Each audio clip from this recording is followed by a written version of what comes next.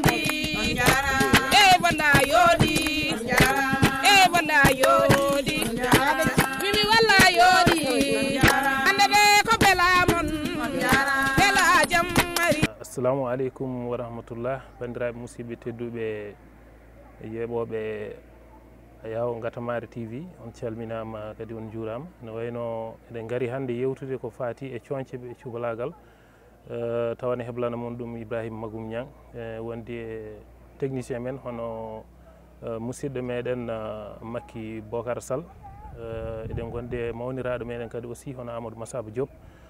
En calmini bandiraɓe foof, en juurima ɗumen kadi en ñaguima duwaw en neldi, en mbi kadi yo Allah rokku en fuɗɗorade bisimillahi rahmani rahim e wortorade alhamdoulillahi rabbil alamin.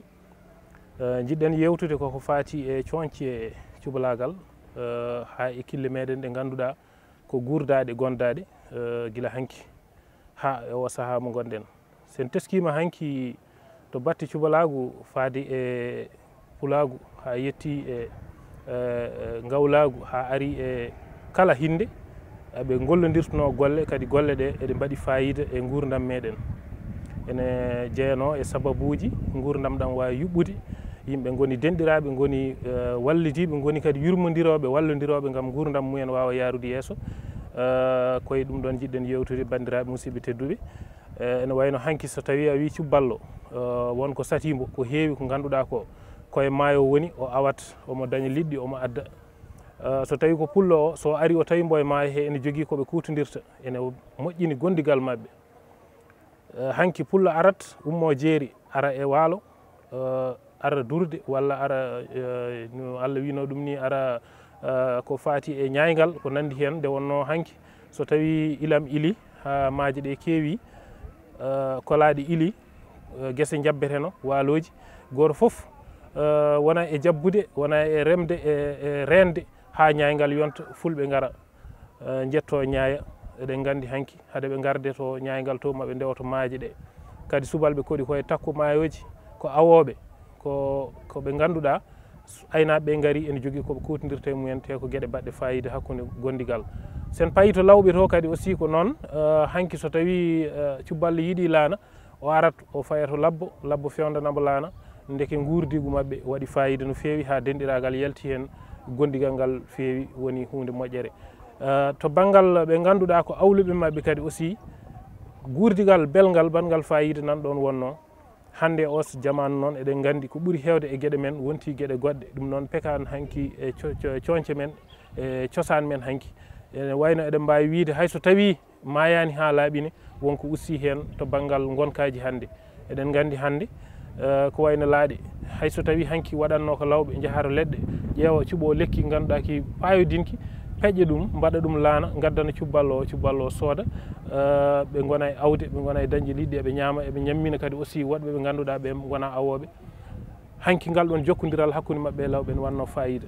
Te eɗen gandi ɗum so addi denɗiragal, addi gondigal. Hande hayso tawi gasani no ussima, eɗen gandi hande laaɗe watte ko denkuji ɗe ganduɗa ko garɗe ɗe jiidani e baɗetenoɗe hanki laaɗe. Hayso wona labbo hande ene fewda ko ganduɗa ko ɗum woni laana, totta ɗum cuballo o hutoro, tawni on wona labbo. Donc eɗen gandi awa hande hay kañum e hoore mum ene jogui ɓe ganduɗa nan gawa, hayso tawi ɓe gona subalɓe, eɓe guuri hen, eɓe goni hen.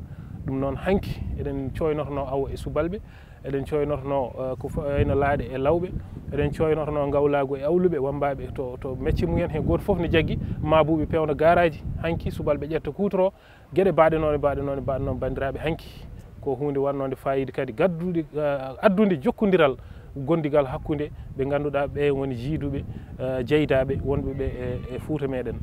Hande noon waylo no mbiɗen ni waɗi no fewi. Ɗum saabima hay yimɓeɓe natti jokkodirde eno mbano ni hanki.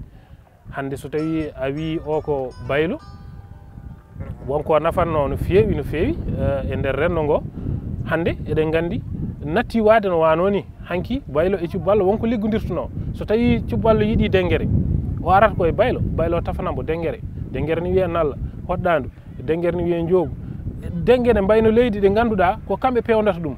So tawi o yiiɗi wonde garowol ngol ganduɗa ɓoggol karletengol watte e denguere nde, ko maabo waɗantamo ɗum.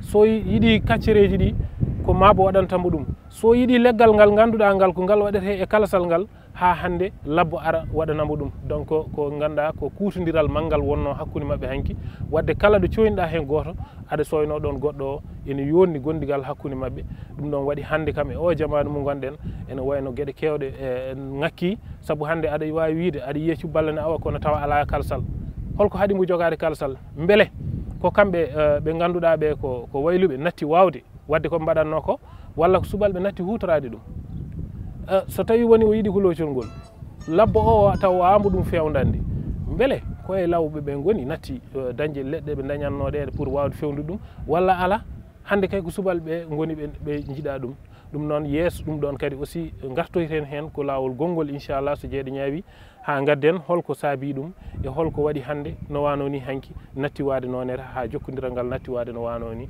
no bandiraɓe musidɓe tedduɓe yeeɓoɓe ayaw mo ganduɗa ko Gatamari TV on ñagama nde mbaɗa toon abonné e nder ngoɗo ayaw gam wallude ayaw ngo no yariri yeeso saabu ɗum ɗo ko nafoore meɗen ko hunde nde ganduɗa fina tawaji men fof ne tawe hen ɗum noon eɗen ñaagui Allah subahanahu wa taala nde rokkata en walla en ha mbawen continue ɗum gadden émission ngaji goɗɗi inchallah no wayi en wayani foof eɗen ñaagui commentaire bandiraɓe e nder jeeɓirgal ngal beele mabɓe mbaw addude hen kamɓene namde mabɓe e jaabuji mabɓe ha mbawen jokkude émission o inchallahu taala ɗum noon assalamu aleykum wa rahmatullahi taala wa barakatuh.